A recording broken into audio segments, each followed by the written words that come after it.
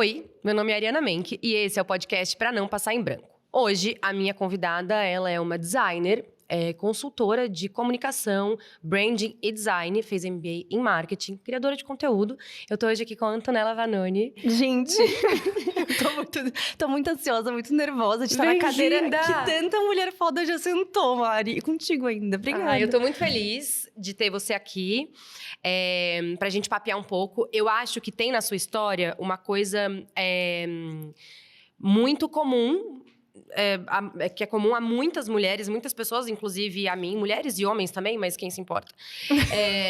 De você veio para São Paulo para esse movimento, né, de sair de uma cidade onde as oportunidades eram limitadas ou que os sonhos pareciam não ter muito espaço para serem realizados e vir para São Paulo, que é uma cidade que, se você não tomar cuidado, te engole. Te engole, assim. Então, falar um pouco sobre isso, porque essa é a sua vida CLT de sempre, de uma profissão tradicional dentro de marcas e tudo mais.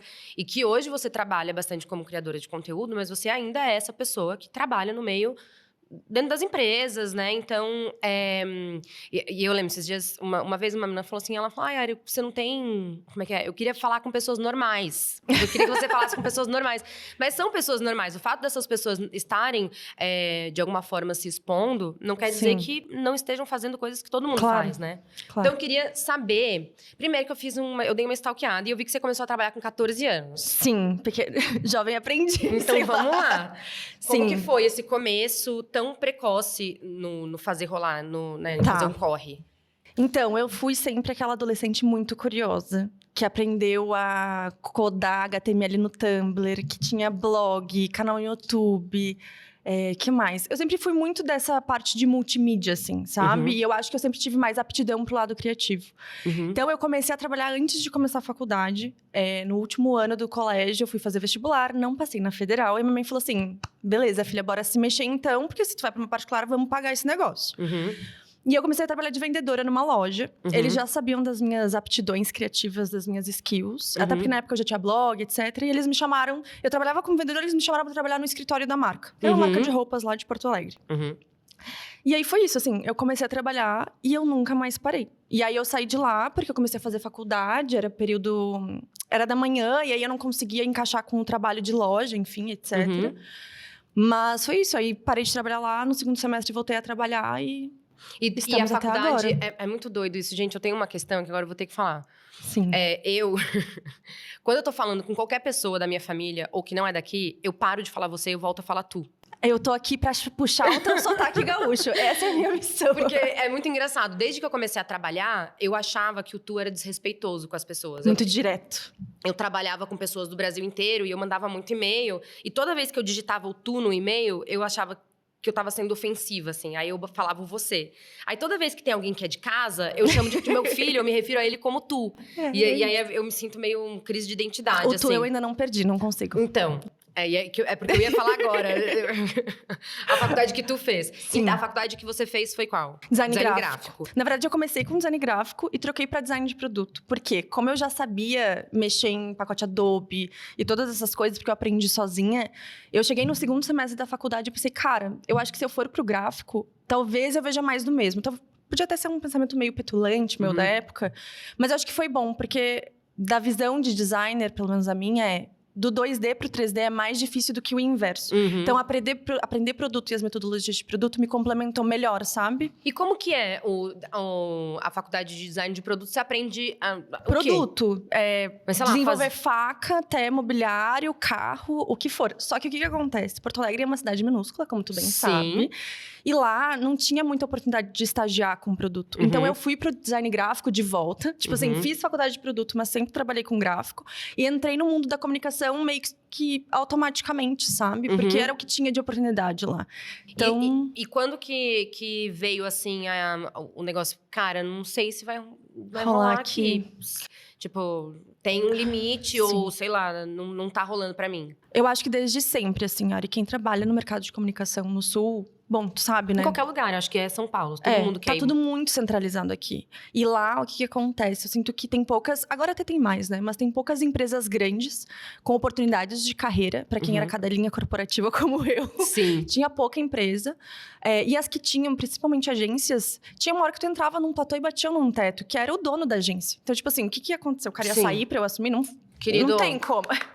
Um beijo, pode ir embora que agora eu assumo. Não é assim. E estruturas muito pequenas de agência, Sim. né? Onde tem lá o dono da agência, Exato. que é um publicitário ativo, que tá sempre ali. Exato. Explorando pessoas. Desculpa. Que tá sempre ali muito presente em todos os processos. Aí tem os caras de confiança dele. Que vão ser sempre as mesmas Que pessoas. vão ser sempre as mesmas pessoas. E o resto tá ali meio fadado a não conseguir subir muito, assim, exato. né? E eu sentia que era isso, assim, que como eu comecei a trabalhar muito nova, eu já tinha passado pelos lugares onde eu gostaria de passar. E eu tava começando a perceber que não tinha muito pra onde ir ali dentro. Porque se eu trocasse de empresa, eu acho que eu ia cair na mesma situação. Ia ser a mesma coisa. Eu ia sentir a mesma sensação depois de um tempo, depois de 1 ano, 2 anos. E na época eu me relacionava com uma pessoa que já morava em São Paulo. Eu vinha pra cá com uma certa frequência e eu pensei, cara, o máximo que vai acontecer de pior é não dar certo e eu voltar pra casa. Sim. Que também, assim, por sorte eu posso contar com os meus pais, tenho uma família que me dá suporte, enfim.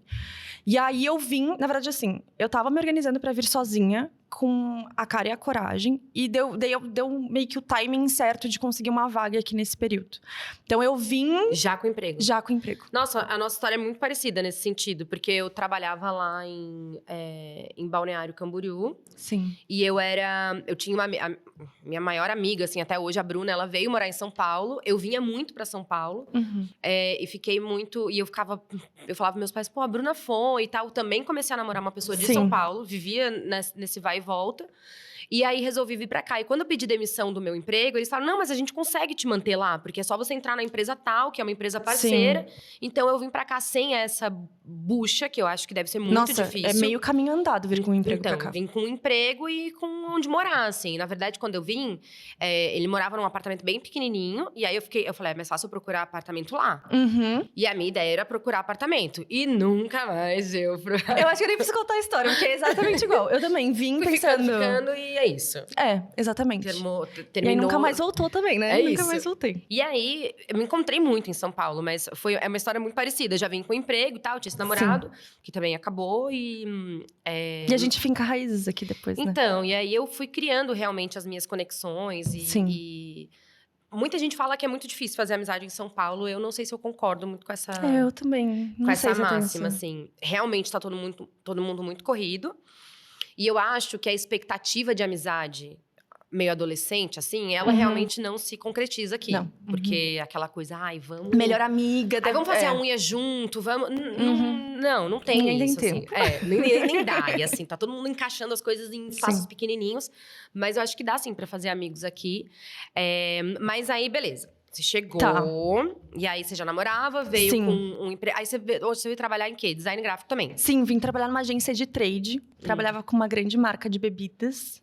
Insano. Ainda peguei a época de Copa, gente. Bom, aquela época que a agência era trabalhar virando noite, que pedir pizza era legal, esse tipo de coisa. Mas eu tô achando que ainda acham, sabia? A minha última experiência de agência, a galera achava o máximo ficar em... Mas foi em 2018. É isso que eu ia falar. Eu acho que a pandemia mudou muito. As minhas experiências com agências agora... Eu jurava de pé junto que eu nunca mais trabalharia em agência. E eu hoje tô adorando. Eu tô achando melhor do que trabalhar com startup, pra te ter ideia, tá? Mas enfim, vim pra cá trabalhando nessa empresa. Vim como designer. Foi uma experiência super importante pra mim. Acho que foi a minha porta de entrada pra vir pra São Paulo. Dessa agência eu fui para outra, para trabalhar com um cliente que eu já atendi em Porto Alegre, que eu já tinha feito muita embalagem, então eu já tinha muito conhecimento, já tinha essa relação com o cliente. Só que quando eu estava nessa última agência, eu já estava sentindo que o teto estava me alcançando de novo, porque não sei se os designers que vão me ouvir vão sentir isso, mas é que, cara, é meio que a repetição, sabe? Tipo, meio que sempre a mesma coisa. E trabalhar em agência, tu sempre é a ponta do processo, assim. Muitas coisas acontecem antes do job chegar na agência, sabe? E eu sentia a falta de entender o porquê que eu tava fazendo aquela embalagem. Por que aquela marca... De não ser só uma executora. Exato. E sim... Entendeu? Porque a estratégia por trás. E aí, nisso, surgiu a oportunidade de eu ir para uma startup de beleza, que foi meu primeiro cargo de gestão. Foi foi a grande escola da minha vida, eu acho, realmente. E lá eu comecei a pensar que talvez eu não quisesse mais ser designer, só designer, sabe? Que foi quando eu comecei a fazer o MBA. Lá, como era uma empresa muito pequena, eu fui a 10ª funcionária, a gente fazia um pouco de tudo, assim, sabe? E aí, no decorrer das coisas, conforme os trabalhos como designer ficavam prontos dentro dessa empresa, eu ia me caminhando cada vez mais para a parte de marketing e produto em geral. E aí aquilo foi tipo uma E aí, gostou desse... luzinha na minha cabeça. Porque ali eu entendia, como eu participava do processo inteiro, eu sabia por que eu tava fazendo, qual era o objetivo, o que a gente queria alcançar. Trabalhar com o todo. Exato, exatamente. Com a estratégia mesmo. Exatamente. E você sentiu diferença no modus operandi da comunicação de Porto Alegre e São Paulo? Aqui é o bicho pega mais mesmo? Sim. Sim, né? Não, é outro universo, eu acho. E assim, eu não sei se tu sentiu isso, mas de grana, tipo, muitos zeros, muitos dígitos, não, assim. Não pra gente, né? Não, definitivamente não para pra a gente. agência. Mas assim, falar de... a gente tem um orçamento aqui de 500 mil. E aí eu ficava, gente, que isso? Que As primeiras vezes louca. que eu ouvi falar de milhão foi dentro de agência, assim, Exato. E assim, dinheiro grande só de mídia, não de produção e nem nada. Eu fiquei bem impressionada com os valores quando eu vim pra cá, assim. Acho que São Paulo... Não sei se tu sentiu isso também, mas não só do mercado, mas eu sinto que a riqueza de São Paulo ela é diferente da riqueza do Sul também. Então eu lembro que quando eu cheguei, eu andava na Vila Olímpia para ir pro escritório, eu via a galera chegando de helicóptero, assim, tudo no trabalho. Over, né? E aí eu mandava áudio pra minha mãe, mãe, as pessoas vêm de helicóptero trabalhar aqui. Parecia que eu tava saindo do campo, sabe? Uma coisa muito maluca. Sim, mas é porque é muito distante, né? Eu não acho que tem nada que é parecido com São Paulo. Não. Então, São Paulo é muito distante de tudo. E quem nasceu e se criou aqui, talvez não acesse esse lugar da magnitude, né? De uma coisa... Cara, isso aqui não existe. É um negócio, uma insanidade São Paulo. Parece que vai explodir a qualquer momento. E uma coisa que acontece, que eu acho... que é comum as pessoas... E que, assim, fez muito parte... Que eu, com certeza... Eu não sei qual foi o motivo, tá? Que te levou à estafa completa. Mas, chegar em São Paulo... Pelo menos, eu tive a sensação de que eu precisava correr 200 km por hora para conseguir alcançar quem tava caminhando na rua, assim. Porque eu falava, cara... todo esse tempo que eu não estive aqui, as pessoas estavam construindo em cima dessa mentalidade paulistana. Como é que eu não vou ficar à margem disso? E quem nasce aqui já tá com um pezinho muito na frente, né? Já percorreu. E assim, querendo ou não, tá na casa dos pais. As pessoas aqui saem da casa dos pais com 30 anos, assim. Eu saí de casa com 23. Eu também, a mesma idade. Então, é completamente diferente, assim. Pra pagar aluguel, eu saí de casa, eu deixei o cartão do meu pai, assim, que eu tinha um dependente dele, deixei na mesa e agora é comigo. Um beijo. E eu vim pra cá, como a empresa, olha só, eu amo vocês ainda, mas porra, vocês sacanearam comigo. Eu vim pra cá pra morar em São Paulo e como eu pedi demissão e eles só conseguiram me manter aqui, o meu salário continuou o mesmo, assim, meu trabalho de Itajaí. E eu trabalhava num prédio na esquina da Faria Lima com JK. O aluguel apenas quadriplicou, assim. Eu não conseguia... Não, ali eu trabalhava, mas eu não conseguia comer praticamente. Então... E olha que mesmo com todos os nossos privilégios, São Paulo não foi uma cidade 100% fácil de início, né? Não foi. E assim, eu tive a experiência, assim... Peguei linha vermelha do metrô, muito, porque depois eu tive um emprego, eu morava na Zona Oeste, eu morava em Perdizes, e eu tinha um emprego na rua Cantagalo, no Tatuapé. Meu Deus. E eu pegava a linha vermelha. Uma pequena viagem todos os dias. Era todos os dias, eu pegava o metrô na Barra Funda e ia até o Carrão. Mulher. Gente, quem já pegou essa linha sabe do que eu estou falando. Eu consigo sentir, só de o calorzinho. 7h30 da manhã pra voltar às 6 da tarde. Era um negócio assim, e eu falava... Eu só ia, eu falava, o que eu tô fazendo aqui? E eu pensava que eu ia pro trabalho, assim, pela orla da praia. Eu ia a pé em Porto Alegre, porque a gente faz tudo a pé lá. Só que eu sentia que eu precisava passar por aquilo, porque era meu veredito, assim, de cara, você agora é uma paulistana, você vai ter que andar aí e se fuder. Porque as pessoas normalizam isso. E, assim, ótimo que eu consegui traçar um caminho na minha vida que eu não passo, né? Eu consigo escolher os perrengues que eu vou passar, assim, minimamente. Mas eu ainda acho muito triste que São Paulo represente isso, sabe? Porque tem muita riqueza, mas, cara, é muita gente muito ralando discrepante. o cu na ostra, cara. Então, e eu acho que adoece muito as pessoas. E hoje eu falo, pra morar em São Paulo, tentar minimamente ter um emprego flexível, que você consiga, ou que você consiga morar perto do trabalho, porque pessoas ficam horas em transporte público, horas no metrô, ou no carro, que seja. Então, enfim.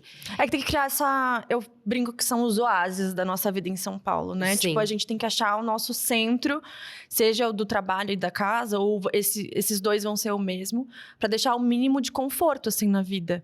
E que isso custa caro também. Porque Então. morar em São Paulo é esse toma lá da cá. Beleza, eu vou morar perto do trabalho, mas talvez isso me custe mais do que eu morar longe. Mas se eu morar longe, vai me custar horas do meu dia. Então... É uma equação que é difícil. E nem sempre dá pra escolher isso, né? Não, na maioria das vezes não, na verdade. Exato.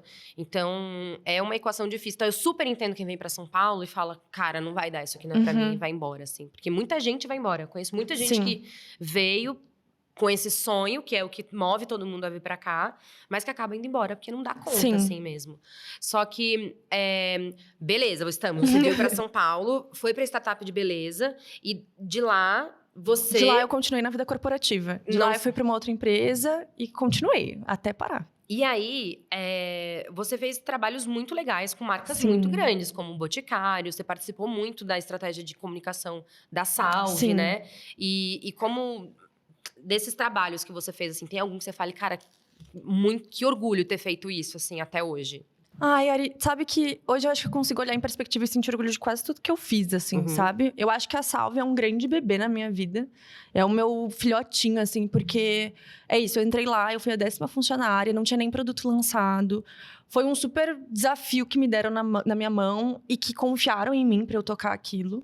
Que era basicamente desenvolver toda a identidade visual, porque a gente tinha um manual de marca, um logo, 2 embalagens que nem Pantone tinha marcado, era RGB, pra te ter ideia. Pra quem não sabe, RGB é só tela, gente. Pantone é pra impressão, então são coisas muito diferentes. Enfim, e a gente teve que construir do zero aquilo, sabe? Até pra mim, na época de sair, foi difícil, porque é quase que um envolvimento emocional mesmo. E como que tu entrou na... Tá, lá eu tô saindo, gente. Eu juro, é muito esquisito isso que acontece. Como que foi entrar na Salve? Mandou currículo, conhecia alguém? Eu conheci uma pessoa, eu conhecia a Júlia, na verdade, por intermédio de uma amiga. A Petit? A Petit. Eu fui num evento, acompanhar uma amiga que era blogueira na época, elas estavam lá, enfim, bem aleatório. Sabe aquelas coisas que tu pensa assim, meu Deus, eu só tenho 6 anos, como é que eu vim parar aqui? Sim. Foi tipo isso. E eu era um pequeno girino em São Paulo, então, as coisas incríveis que acontecem aqui, né? Eu conhecia também a Laís, que era uma outra pessoa que estava começando na Salve, e elas me falaram que precisavam muito da ajuda de alguém para estruturar as coisas lá. Eu fiz as entrevistas, fiz um processo normal, passei por todos os sócios e rolou, assim. E eu lembro de contar pra minha mãe, tipo assim, tô indo pra uma startup. Ela falou assim, tu tá maluca? Tu nem sabe se essa empresa vai dar certo. Quem é que tá por trás desse negócio? Legal que tu gosta da Júlia, mas e daí? Sim. Sabe umas coisas não, assim. E assim, se não der certo é isso, outro emprego. É engraçado como tem ainda, acho que as gerações dos nossos pais... Os meus pais acho que já deram uma amolecida boa, mas já foram assim. A minha mãe amoleceu agora. Então, que vai um tempo, entender? É assim que funciona lá naquele lugar lá. Mas não só isso, de ter confiança, porque os nossos pais vêm de uma geração que é o emprego garantido. Então, não importa que você odeia. Sim. É garantido. Vai fazer um concurso, vai não sei... Ari, a minha mãe chegou no 2º semestre da faculdade, eu fazendo design. E ela falou assim... Tem certeza que tu quer fazer isso? Será que tu não quer fazer um concurso do Banrisul? Pra quem não sabe, também é o Banco do Estado do Rio Grande do Sul. Aí eu falei, ai mãe, nada a ver, né? Tipo, já tô conseguindo estagiar. Ela, tá, mas daqui uns meses a gente vai rever isso daí. Do tipo assim, mas vamos com cautela, entendeu? Então. E ainda assim, ó, pensa, eu trabalho há mais de 10 anos já. Vai fazer 12 anos. Esse ano, quando eu pedi demissão, pra ela também foi tipo assim, mas tu vai sair de um emprego certo pra trabalhar com internet? Tipo assim... E eu nem trabalho só com internet. Eu dizer, nem é só isso que a coisa virou, né? Exato. A gente vai chegar lá já, mas é isso. Quando... Eu não sei se eu já contei essa história aqui no podcast. E sem mágoas, tá, pai? Mas isso aconteceu. Caso você não lembre, eu lembro. Eu lembro desse momento. Quando eu fui fazer faculdade, eu sabia que eu queria fazer publicidade. Aí, o meu pai falou, filha... E lá eu entendo. Era um Balneário Camboriú, um negócio muito limitado. Mas... muda, entendeu? Se esse é seu sonho, eu devia ter considerado isso, né? Vai embora, vai pra onde dá certo, enfim. Eu queria fazer publicidade, meu pai falou, tem certeza? Eu falei, tenho. Aí ele vai fazer um estágio antes, tipo... Só que eu fiz um estágio sem estar na faculdade. Então, antes de fazer a faculdade, eu lembro... A minha mãe tem uma amiga de infância lá de Juí. Nossa. Eu fui pra Ijuí. Ijuí é no cu do Judas, gente. No interior do Rio Grande do Sul, acho que é 5 horas do Rio Grande de Porto Alegre. Gente, é um Copan essa cidade. Então, pra vocês terem é bem pequena, que é de onde a minha mãe é. Ela saiu de lá cedo, mas a minha avó ainda morava lá. E essa amiga de infância da minha mãe tem uma agência que acho que deve ser a maior até hoje lá de Ijuí. E eu, assim...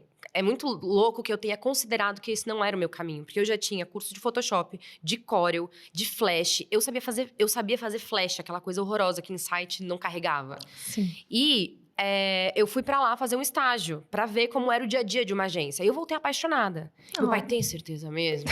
Que você viu direito. Aí Nossa, tu foi pra Ijuí pra provar. Porque era fácil, porque como eu não tava na faculdade, eu podia entrar lá pra ficar no dia a dia, porque era uma amiga da minha mãe.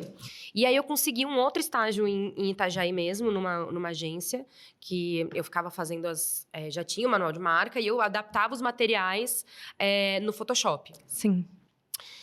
E eu falei, pai, é isso. E aí ele conseguiu me convencer de que não. E aí eu fui pro comércio exterior. Olha, o segundo maior porto do Brasil, tá aqui do lado.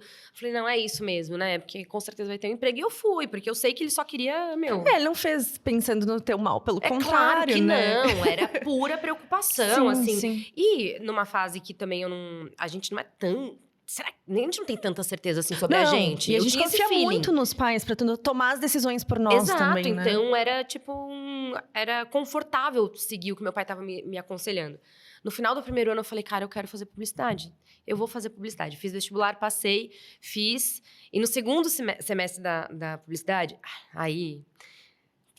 Foi essa. Eu tava no carro, meus pais estavam na frente, eu tava atrás. Um cara parou a gente parou no semáforo, o cara deu um panfleto do Xande, que hoje nem tem mais esse mercado lá em Itajaí. Deu pro meu pai o panfleto do mercado. Meu pai chegou pra trás e assim, filho, o que você vai fazer pro resto da sua vida?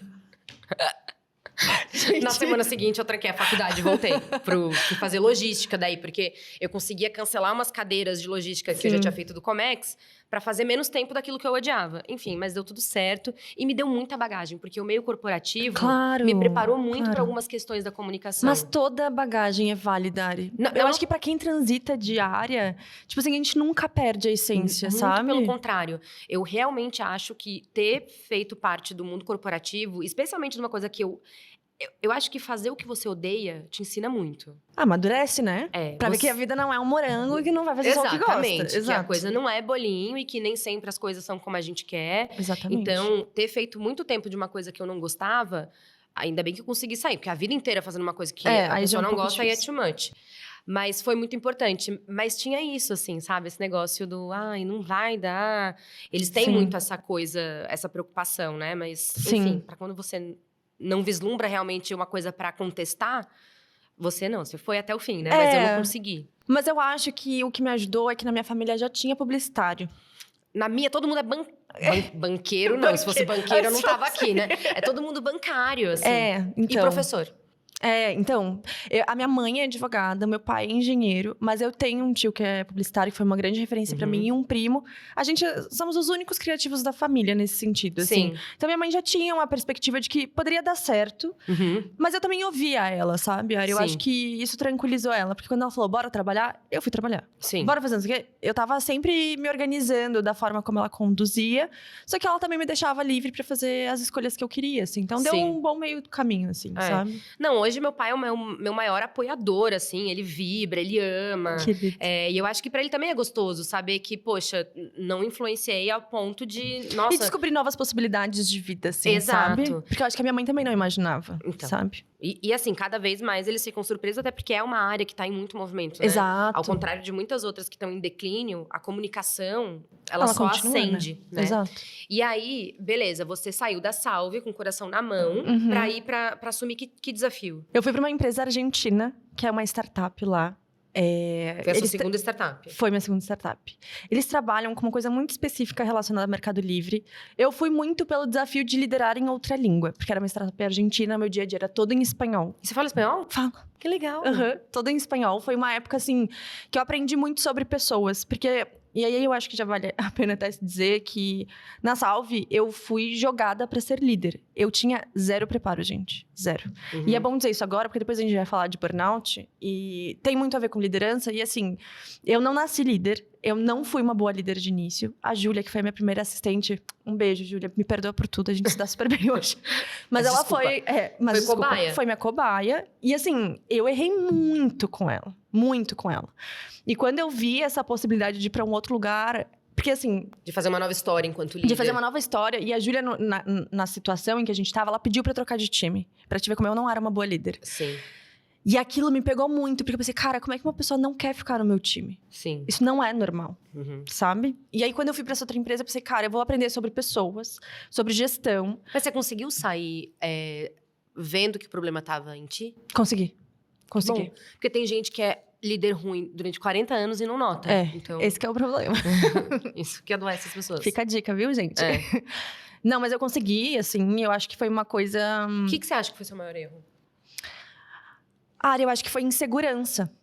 Insegurança de estar num lugar que todo mundo era muito jovem, todo mundo estava aprendendo junto, com muitas responsabilidades, o medo de fazer coisa errada e achar que, por ser minha responsabilidade, poderia afetar outras pessoas negativamente e, de fato, afetei, só que de um jeito que eu não estava querendo, entendeu? Sim. Eu tinha medo de afetar a performance e acabei afetando as pessoas negativamente. Sim.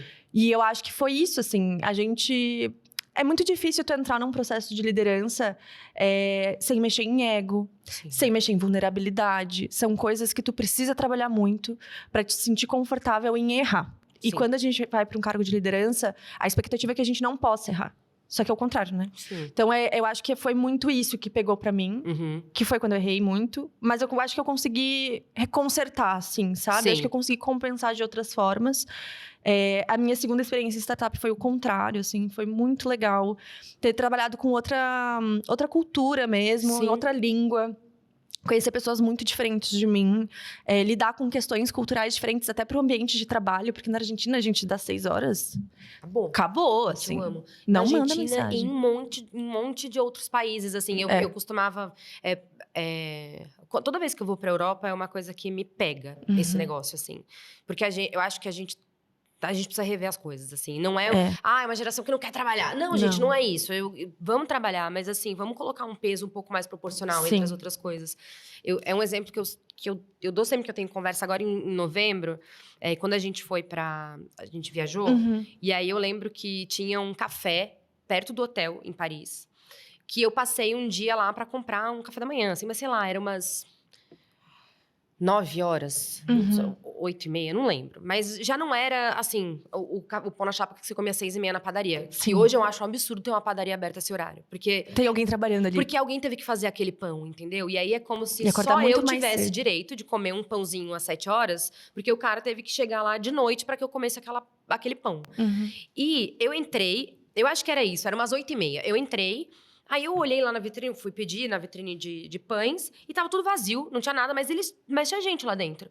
Aí eu falei, escuta, oi, né, bonjour, né, não falei assim, né, gente? Escuta. Eu falei, bonjour, e tal, eu falei, vocês... Aí eu falei, vocês não estão abertos? Que eu buguei, porque não tinha nada pra eu pegar. E aí ele falou, não, a gente só abre às 9, a gente tá só preparando aqui. E aí, eu falei, fantástico, um lugar que eles vendiam café da manhã.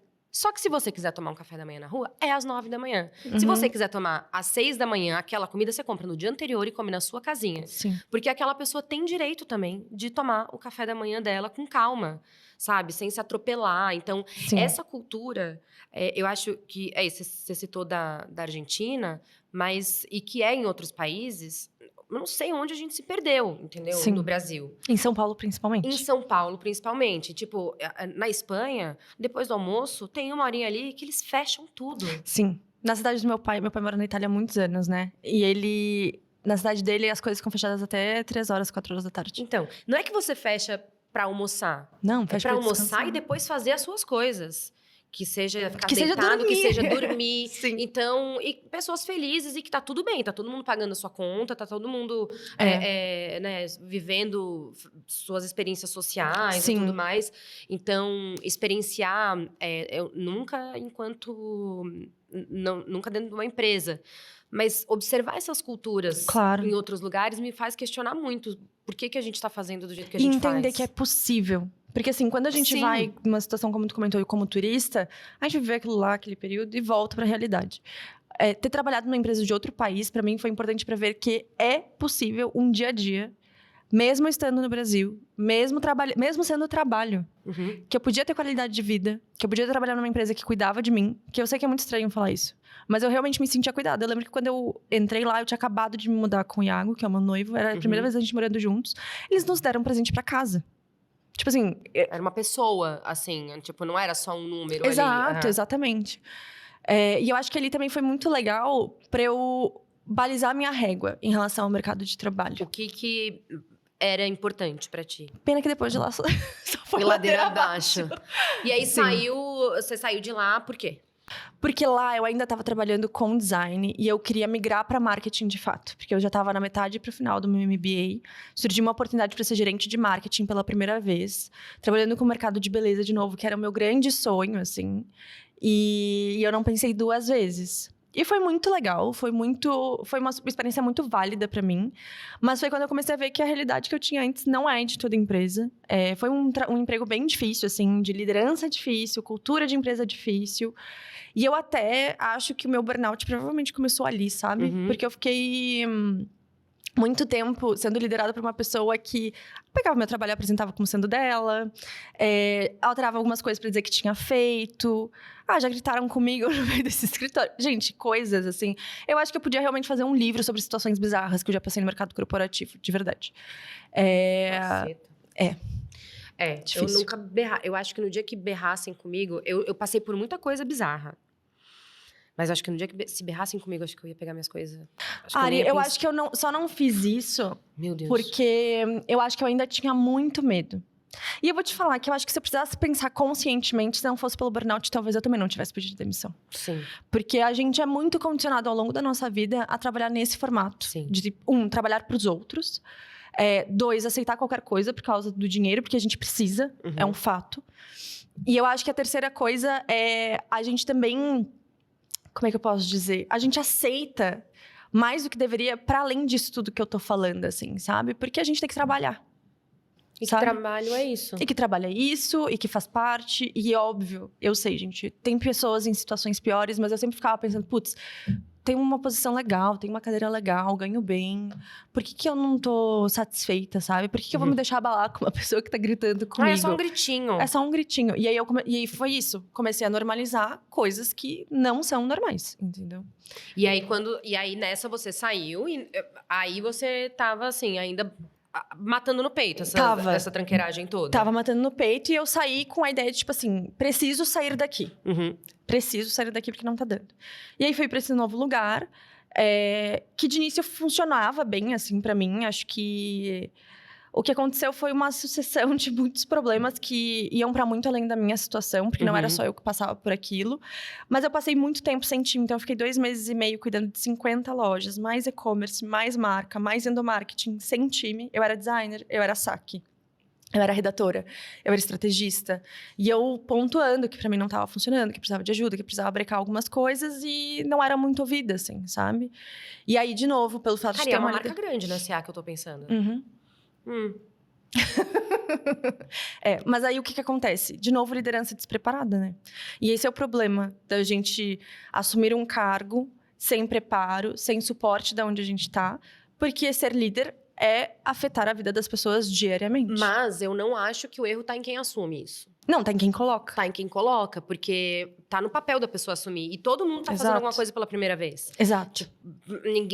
Como ninguém nasce líder e todo mundo tem que começar de algum lugar, a primeira liderança de alguém sempre vai ser sem experiência. Sim. E cabe a quem tá colocando essa pessoa identificar, né? O que precisa desenvolver, né? Exatamente, porque o lance de aceitar esse cargo, como foi o seu caso na Salve, eu não acho que cabia a ti dizer, não, eu não tô... Às vezes dá pra falar, mas a gente precisa arriscar também. A gente precisa crescer na vida. A gente precisa assumir novos desafios e tal. E por isso que eu falo, você ter percebido que não foi uma boa líder é incrível, porque tem gente que passa a vida inteira sendo um líder horroroso. Sim. Então, essa liderança a qual você estava submetida... A culpa é de quem botou lá também, não, né? É total isso, Ari. E eu acho que também tem um ponto que, assim, é difícil quando a gente para pra pensar assim, tá, mas Antonella, o que tu recomenda pra uma pessoa fazer pra se desenvolver como líder?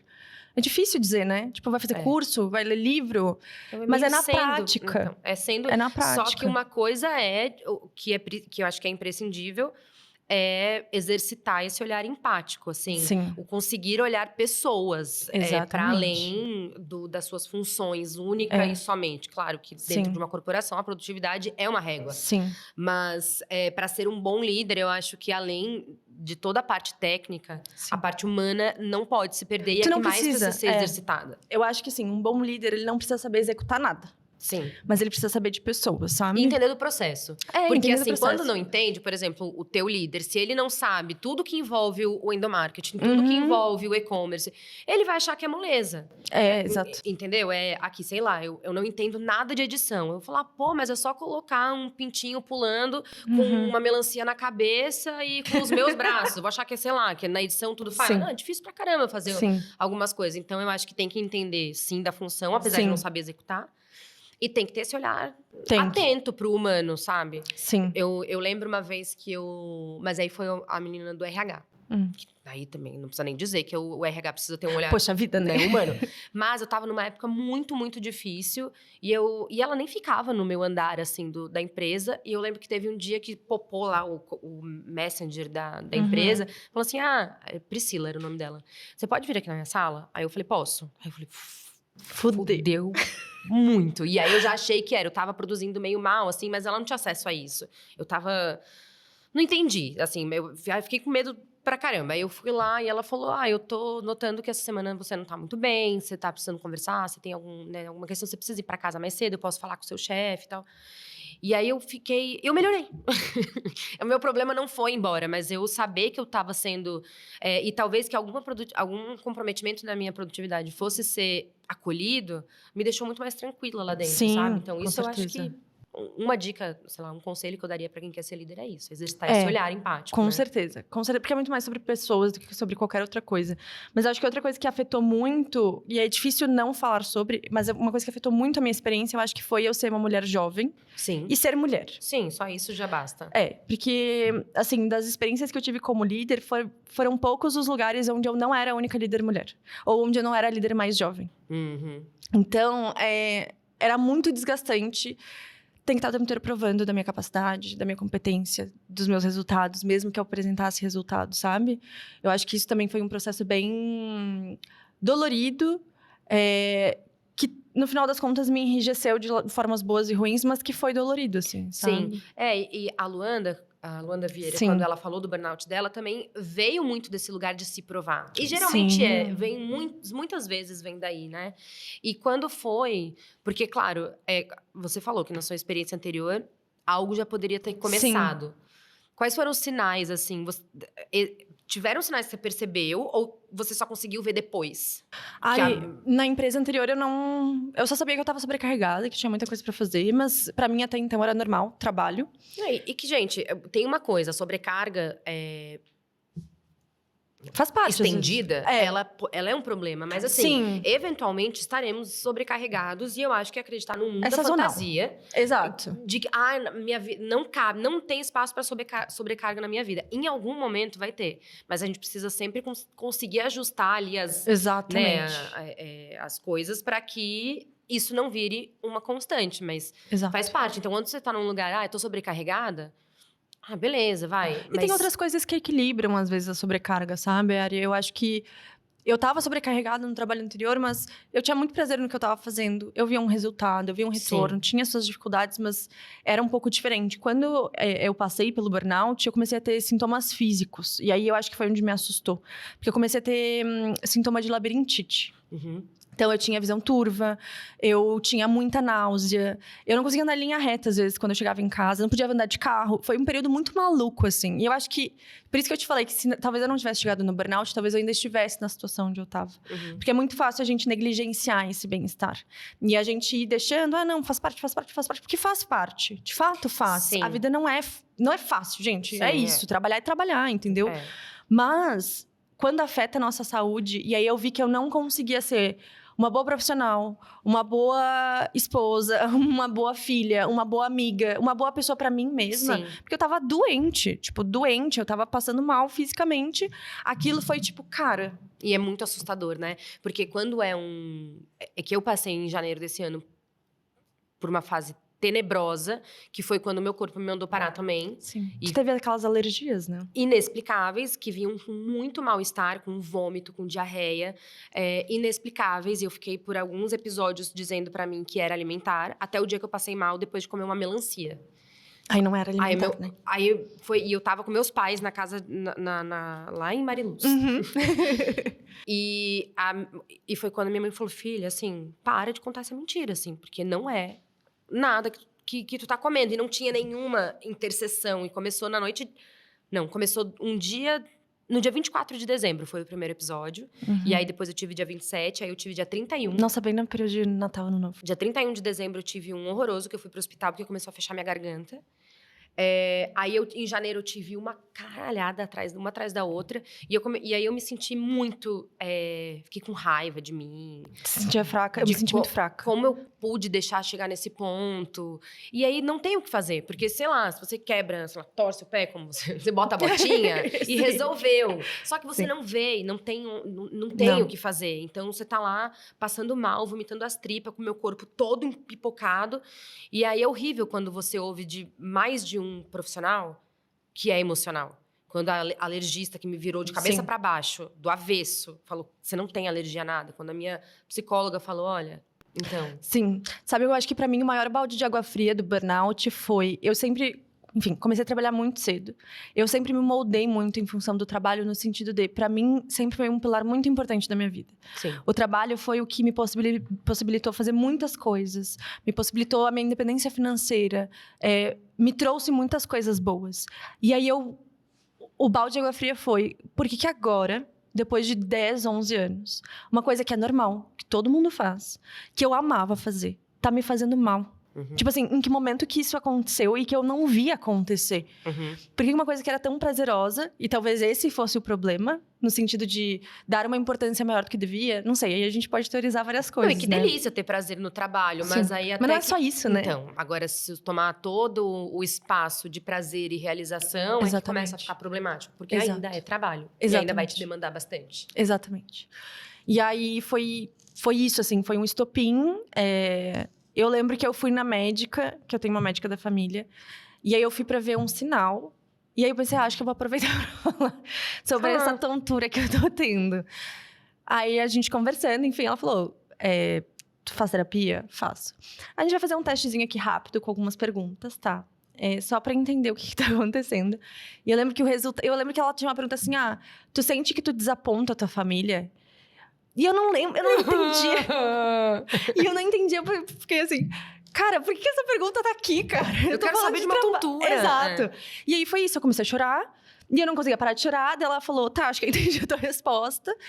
E foi isso, assim. E foi realmente um susto, foi uma grande surpresa negativa. Acho que foi muito maluco me ver numa situação que eu tinha que escolher ou o trabalho ou a minha saúde. Porque são coisas que pra mim tinham que andar em paralelo, né? Eu tenho que conseguir viver e eu tenho que conseguir trabalhar. Sim. E eu acho que eu fiquei assustada de ver as pessoas ao meu redor me falando isso também. Porque eu achava que era uma coisa que só estava acontecendo comigo, mas que ninguém reparava, sabe? E eu lembro até que quando eu precisei tirar um afastamento, fiquei afastada por uma semana. E aí eu fui conversar com algumas amigas, porque naquela semana foi o momento que eu consegui parar pra arejar a cabeça e pensar o que eu poderia fazer. E foi a primeira vez que eu pensei, acho que posso pedir demissão. Na mão. Na mão, porque assim... hoje eu conto com o Iago, que é o meu noivo. A gente tem uma família que pode dar suporte, mas a gente não tem ajuda financeira deles. E não é o ideal também, claro. E eu pensei, cara, como é que eu vou pedir demissão? Como é que eu vou pedir demissão sem ter nada em vista? Eu não tô indo pra outro emprego. Como é que pede demissão pra não trabalhar? Eu vou ficar desempregada. Em São Paulo, que é uma cidade cara. Eu tenho que pagar conta. Tipo assim, eu comecei a fritar. Mas aí, de novo, eu tenho sorte de ter uma família que me apoia muito. O Iago é um cara sensacional, assim. Acho que eu tenho sorte de ter um parceiro que realmente me deu muito suporte. E ele mesmo disse, assim... A gente já passou por situações de estresse, mas o que tu tá passando não é uma coisa que a gente pode tolerar, sabe? Sim. E aí veio a decisão. veio a decisão. Gente, eu acho Foi que eu fiquei... na volta ou você chegou a voltar e trabalhar um pouquinho? Ou não? Você eu usou voltei. aquela pausa pra sair? Sim, eu usei aquela pausa pra sair. Naquela semana, eu já comecei a conversar com os meus amigos sobre o que estava acontecendo. Eu falei, gente, tô passando por um burnout, tô pensando em pedir demissão, uma coisa muito nova na minha vida, não faço ideia de como seja. Tô assustada porque o mercado não tava no momento favorável. Isso foi em março desse ano, não tinha muitas vagas na área. E eu tava com aquela coisa, tipo assim, puta que pariu, o que eu vou fazer? Só que, como eu falei com os meus amigos, eles começaram a me indicar pra jobs. E aí eu lembro que naquela semana eu consegui 2 freelas pra dali pra frente. E aí aquilo me acendeu uma luzinha do tipo assim, eu acho que pode dar certo. Nunca pensei em empreender. Nunca tive vontade de trabalhar como autônoma. O meu sonho era ser uma grande CMO do Boticário, da Avon, sei lá, uma coisa assim. Se me perguntasse em fevereiro, qual é o teu sonho Você era carreirista, assim? 100%. Sim. Eu queria ser uma grande diretora de comunicação. Executiva. Super. Era isso. Ganhar carro rosa da Mercedes. Sei lá, gente. Alguma coisa nesse sentido. E aí, quando eu me vi naquela situação, eu pensei, cara, sei lá, acho que é o que tem pra fazer. Porque eu tava, assim, pode ser meio dramático o que eu vou falar. Mas eu acho que eu tava tão no fim do poço, no fundinho ali, que... Se eu estivesse desempregada, eu acho que eu já ia ser uma abraçada pra superfície, assim, Ari. Eu acho que era essa sensação que eu tinha. Tipo, nada tá tão ruim. Que não vai dar pra piorar. Exato. Tipo, por que eu vou ficar aqui ainda? E eu até... Quando eu voltei, eu até considerei, mas... No primeiro perrengue que eu tive no dia seguinte que eu voltei, eu pensei, cara, não dá. Não vou voltar a me submeter a isso. Aí pedi demissão, fiquei mais uns dias. E aí, mergulhei de cabeça na vida de autônoma, que tu sabe também como é que é. Sim. Que é uma mudança de padrão brutesca pra quem tá... Brutesca é bom, né? Grotesca. Bruta com grotesca, gente. Muito bruto e grotesco. Grotesca ao mesmo tempo. Que é, pra quem vinha de uma carreira corporativa, tipo, é outro rolê. Não saber quando é que vai cair salário. Não saber se vai ter job, se não vai.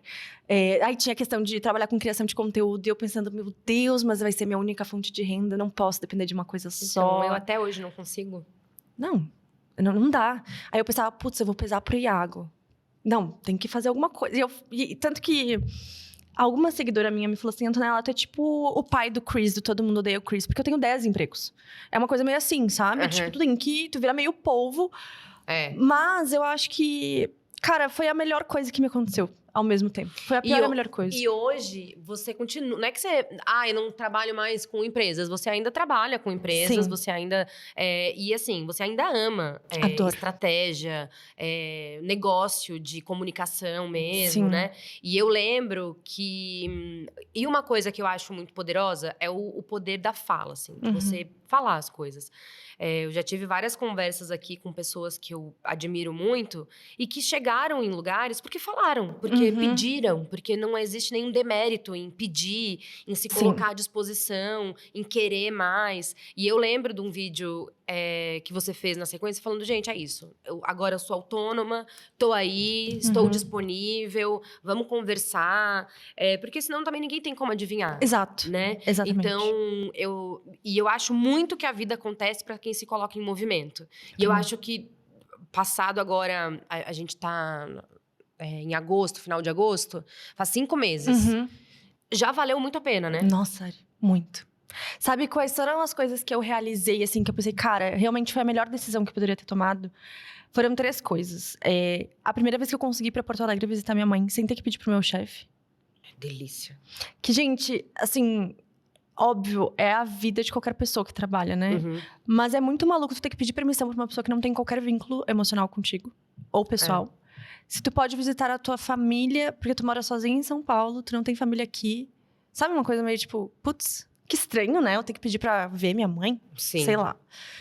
A segunda coisa que eu acho que me fez me sentir muito segura foi a viagem pra Buenos Aires que a gente organizou e fez. Que eu acho que foi a primeira vez que eu pensei, cara, eu consigo fazer planos, sabe? Tipo, não tô pensando só pro mês seguinte. Porque quando eu pedi demissão, eu entrei no modo de sobrevivência, assim. Tipo, meu Deus, eu preciso de dinheiro porque eu preciso pagar as contas. O que eu vou fazer?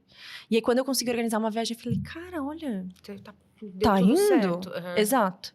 E aí, a última coisa, que também é uma viagem, que esse ano a gente vai pra Itália, que eu tenho uma parte da minha família que mora lá. Minhas 2 sobrinhas nasceram, eu ainda não conheço elas. E... Acho que eu vou chorar. Mas acho que foi uma coisa, tipo, muito legal de ver que...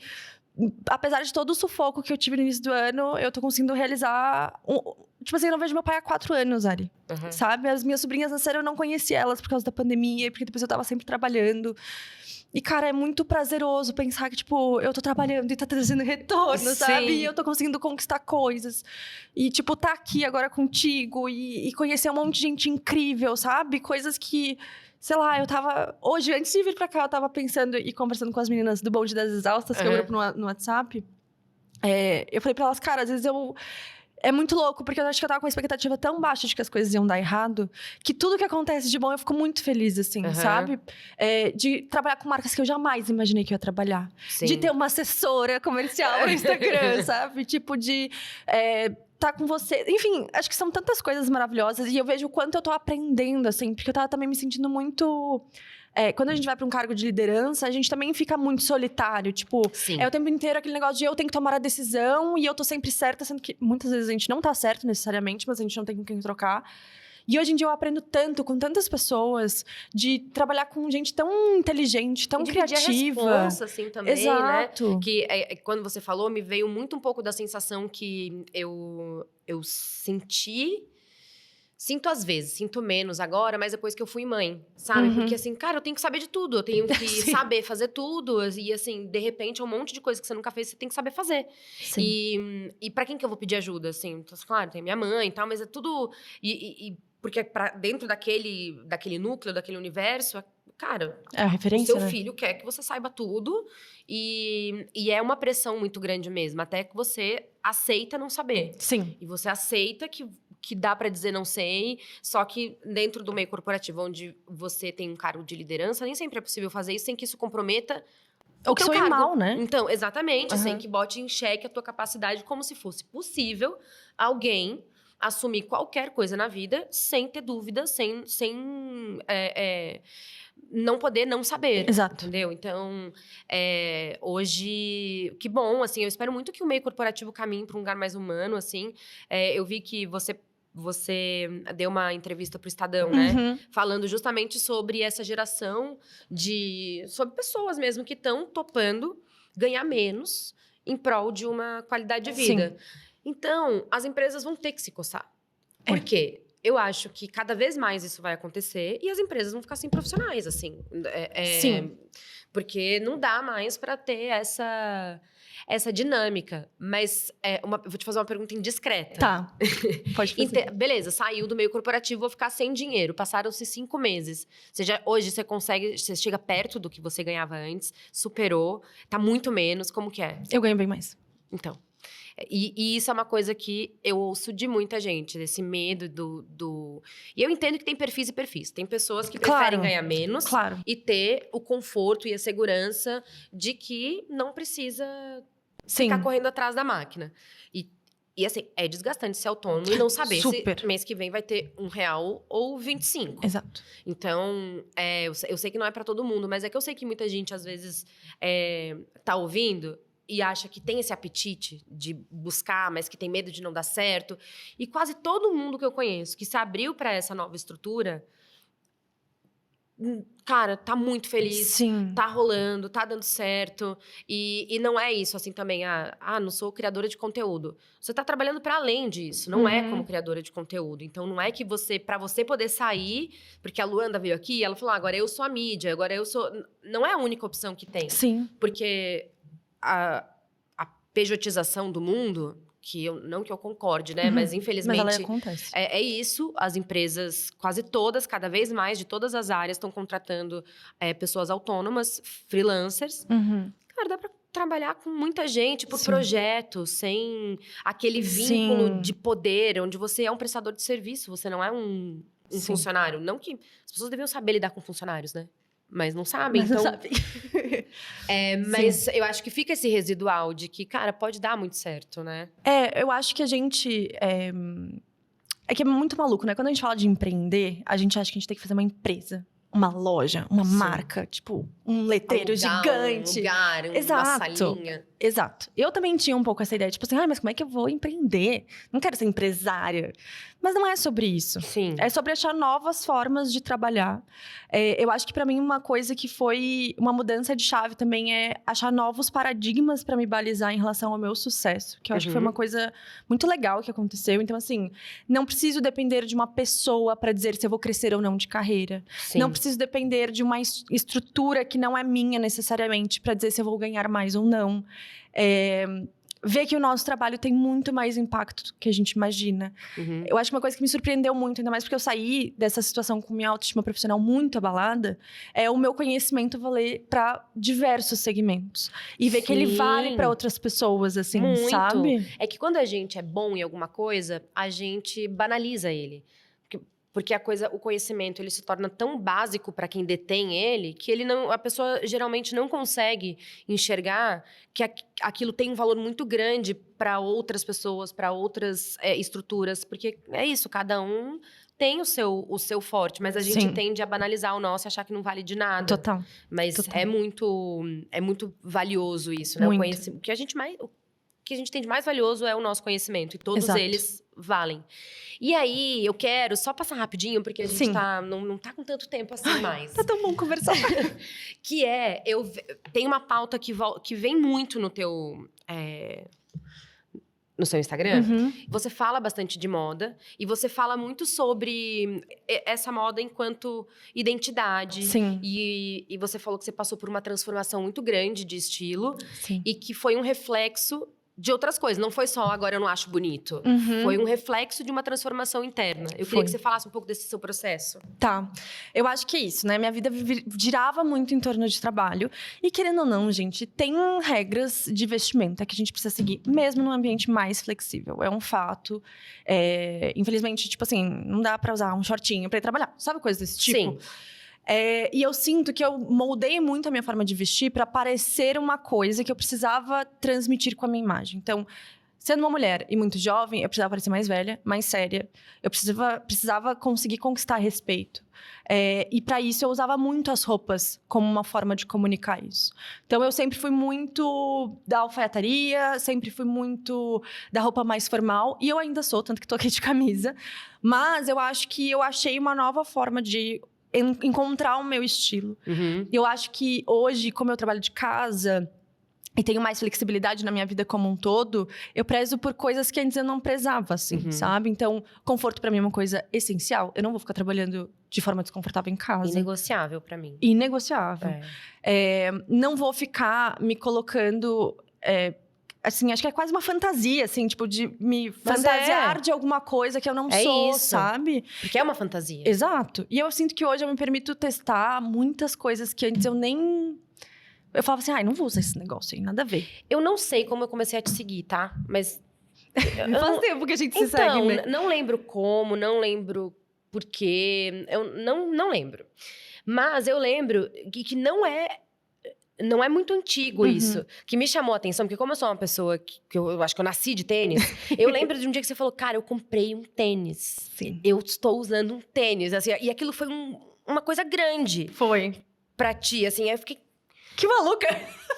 Que mulher esquisita, por que ela tá fazendo tudo isso em torno de um tênis? Mas é que isso é muito... Vem disso. Representativo. Vem disso. Né? Que é de, cara, estou me permitindo usar esse calçado que talvez eu sempre tenha gostado, mas eu não me deixei. E hoje em dia você é super do tênis, né? Muito. É o meu calcanhar de Aquiles de gasto, é o tênis. Também. Exato. E eu acho que é isso, assim. É engraçado tu falar isso, porque eu nem lembrava, mas é verdade. O tênis acho que foi uma grande virada de chave também de estilo pra mim. Porque ele é muito simbólico, né? Muito. É o conforto em primeiro lugar, né? No lugar que a gente mais... No lugar do corpo que a gente mais usa. É o lugar que sustenta a gente. Exato. Né? Eu sempre achei estranho pisar desconfortável. Então. E quando eu era obrigada a fazer isso, que eu fui obrigada muitas vezes, na época do meu trabalho corporativo, eu nunca usei salto pra trabalhar. Assim, no dia a dia. Eu dava um jeito de usar, sei lá, um mocassim, alguma coisa que não era salto. Mas tem um evento do comércio exterior que é a Intermodal, que são sei lá quantos dias que você fica... É uma feira, e aí vem gente do mundo inteiro, e toda vez tinha que precisar... E assim, é um evento que você passa o dia inteiro em pé, durante 3 dias seguidos, e eu era obrigada a ir de salto. E eu lembro que no final do último dia eu sempre ficava assim... Por quê? Cara, que violência, meu Deus do céu. Porque alguém escolhe usar isso todo dia. Sim. Sabe? E eu vejo as pessoas na rua meio cambaleando, com dor, em casamento tira. Por que você tira? O sapato já vai com um que você não vai tirar, sabe? Exatamente. Por isso que eu vou de tênis em casamento. Porque Por isso que tu casou de tênis. Por isso que eu casei de tênis. Então, e é muito simbólico isso. Porque, cara, é onde você pisa, o que te sustenta. E deixar que alguma norma... Claro que dentro do meio não tem vezes que você não tem que fazer, você tem que chorar e aceitar. Mas quando você pode escolher, cara, não se violente desse jeito. A menos que goste. Eu tenho uma amiga que ela amava, a Bruna. Hoje ela é super do tênis também. Mas ela falava, eu uso porque eu amo. Eu me sinto bem de tênis, eu acho que me empodera. De salto. De salto.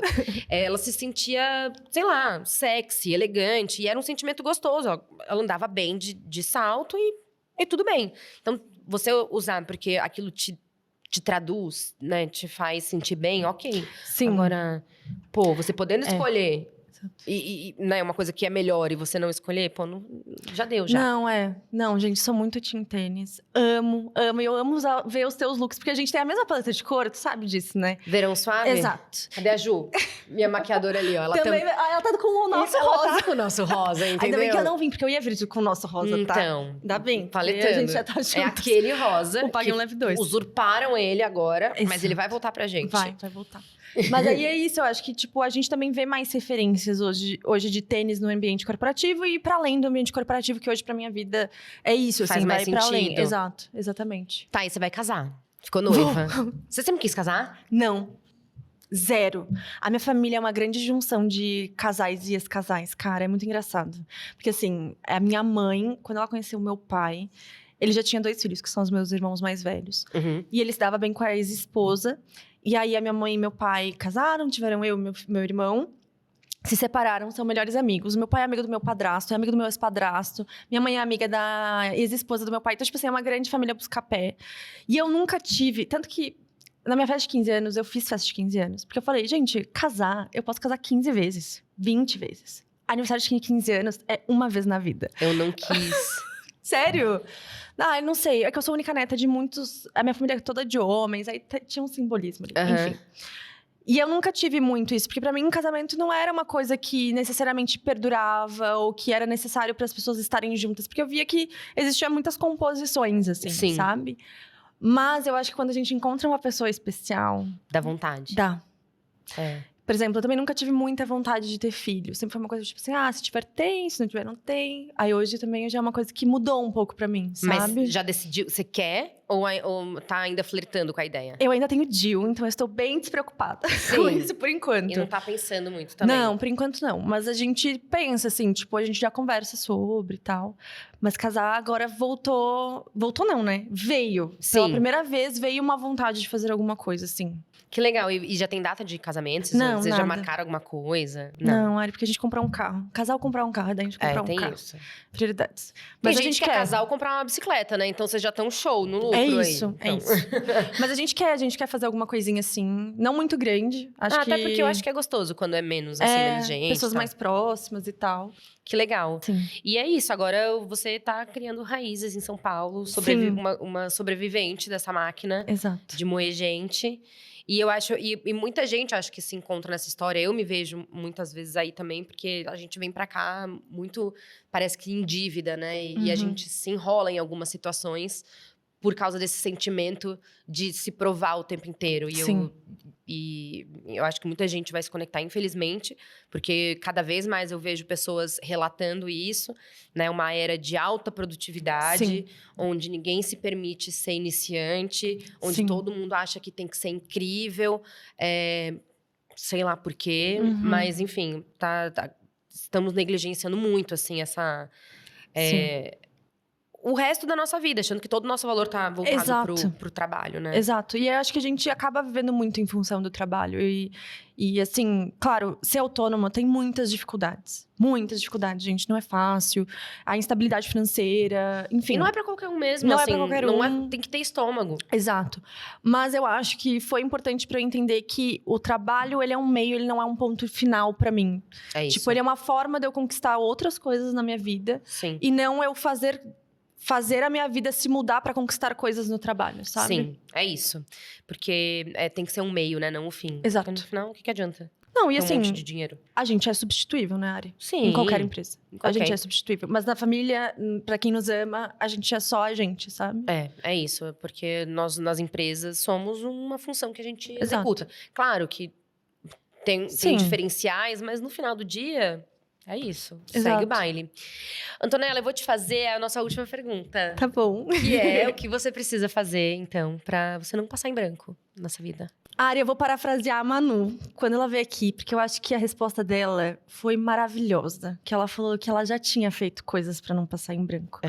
E aquilo, eu lembro quando eu ouvi esse episódio, foi muito marcante ela dizer isso, porque eu acho que a gente tá sempre em busca de algo, assim, sabe? É Sim. muito mais fácil a gente olhar pro próximo degrau do que a gente ver o tanto de degrau que a gente já subiu. Sim. E eu acho que eu já fiz muita coisa pra não passar em branco, sabe?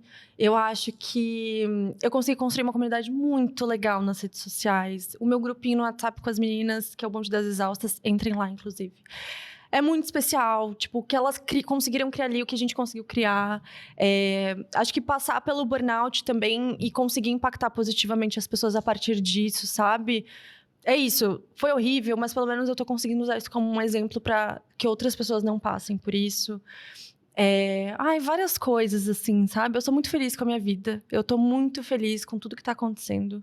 Muito privilegiada, muito sortuda. Sim. E claro, a gente sempre pode fazer mais coisas pra não passar em branco. Mas acho que se parasse por aqui já tava ótimo, Tá sabe? show. É. E eu acho que essa coisa, né, muitas vezes, as melhores coisas que podem acontecer na nossa vida, elas vêm através de uma coisa muito ruim. E muita gente paralisa diante do horror, assim, da coisa ruim, da catástrofe, porque pensa, né, porque eu não mereço, e perde muito tempo na autopiedade, assim, sabe? Naquele sofrimento, e que, cara, o sofrimento faz muito parte, mas a gente precisa usar essa força da dor como propulsor, né, pra que a gente consiga mudar o curso das coisas, porque, cara, sempre o que vem depois de uma... Muito, né? Depois da tempestade, sempre vem o arco-íris. Mas sempre depois de uma grande... Porque é isso. Tá tão ruim que se você se permitir fazer alguma coisa pra além dali, já só vai melhorar, entendeu? Sim. Então... Ari, eu vou falar uma coisa muito de stalker agora. Mas quando tu tinha o blog, em 2017 tu fez um post sobre isso. E eu lembro que tinha uma frase assim, que a gente só sabe o que é bom depois que a gente passa por uma coisa ruim. Sim. E eu acho que é um pouco sobre isso, assim, sabe? Claro, mas eu acho muito isso. Até porque...